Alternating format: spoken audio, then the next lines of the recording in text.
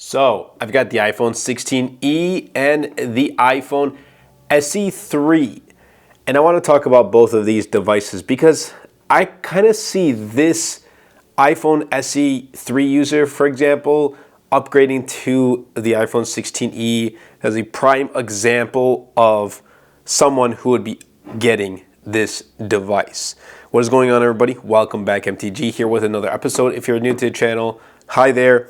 I want to just get right into starting things off with design. So it's a huge departure when you're switching from an iPhone SE3 to another iPhone, whether it's iPhone 16, 16 Pros, or the iPhone 16e in this case.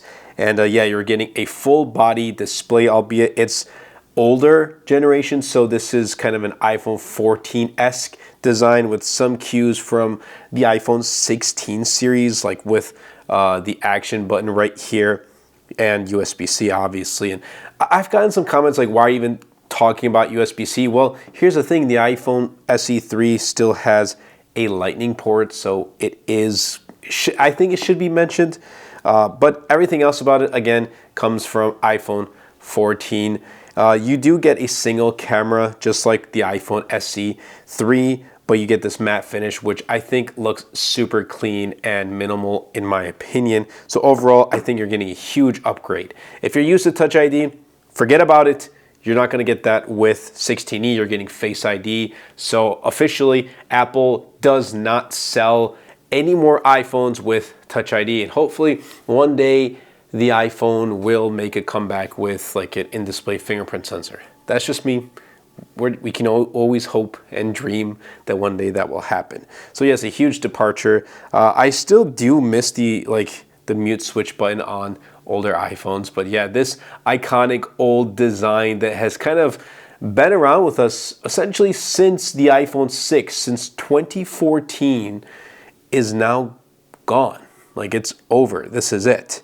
And yeah, it's a huge upgrade, I think, in design, and you're going to love it for every single aspect. It's still easy to hold in one hand, easy to maneuver in one hand, but you get more screen real estate, a 6.1-inch display, and since 60 hertz SE3, 60 hertz 16e, you're not going to have any problems whatsoever. Now when we come to the software and the performance, again, you are going to be getting iOS 18 on both of these devices, but 16e comes with Apple Intelligence.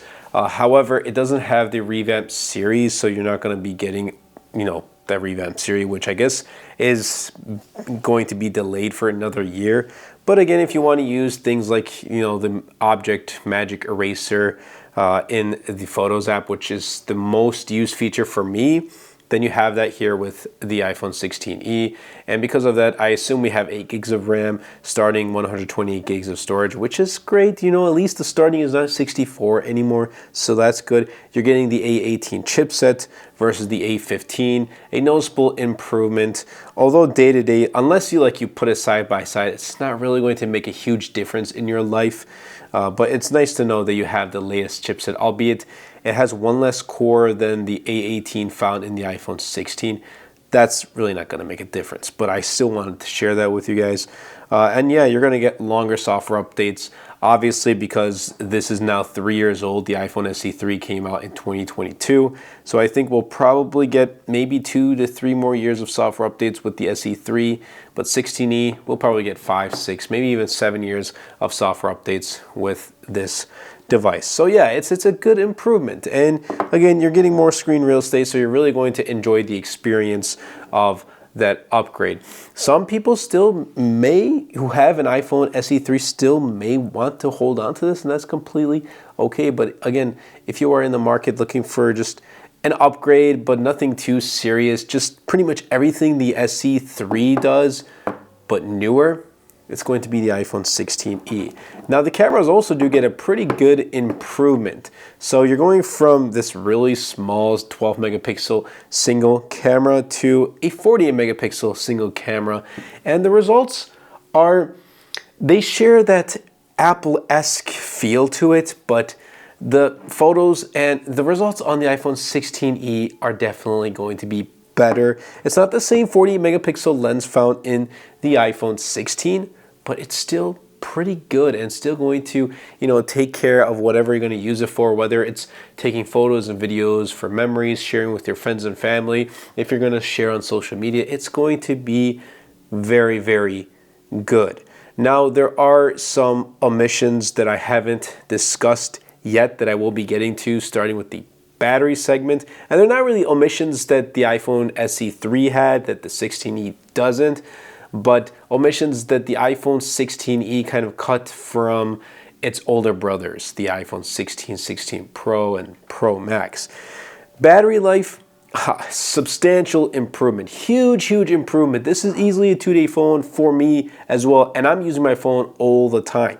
So for those who use the iPhone SE3 just to call, text, watch some YouTube videos here and there, this is going to be a very, very good phone, especially for battery life. And here's the thing, if you charge your phone at night, you're not going to have any problems whatsoever with your iPhone 16e all day. Like, you don't need to worry about, oh, is my phone going to run out of juice by the end of the day? You're not going to have that problem with the iPhone 16e. Now, some of the omissions are, one, MagSafe.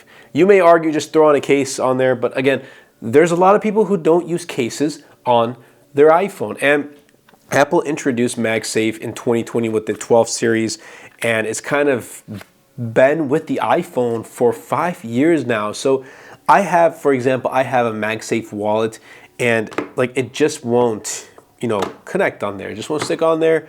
And yes, I can use a case like some would recommend, but that does defeat the purpose, especially if you use a phone caseless. I know a lot of people who use a phone caseless but like to use MagSafe accessories, who like to wirelessly charge through MagSafe. I have MagSafe stands in my car. I have MagSafe chargers on my desk, even off screen, like literally right in front of me. I have it in my bedroom, like I have it in my living room too. So like I have MagSafe chargers everywhere I go.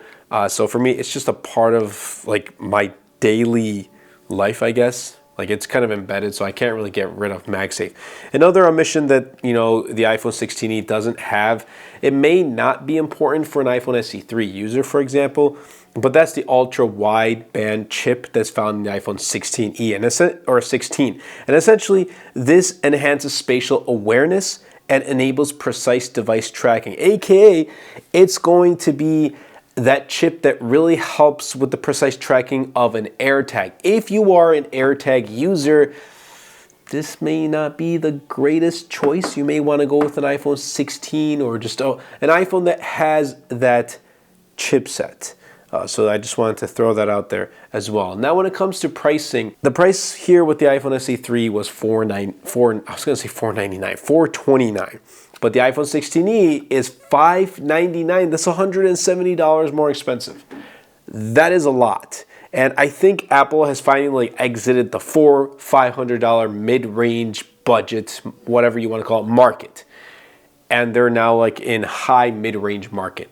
$600. And honestly, if this was priced at $499, this would have been the perfect iPhone that I would have recommended to many people, especially who want to get into the Apple ecosystem. I think it would have been for even a larger demographic. Now, Apple truly does believe that there still is a huge demographic for the iPhone 16e, and I could see it. I still see this device selling a lot of units. Like I'm going to in the next couple months see iPhone 16e out in the wild. When I go out in public, I'm going to see a lot of these, regardless of emissions are made and the price tag and this and that.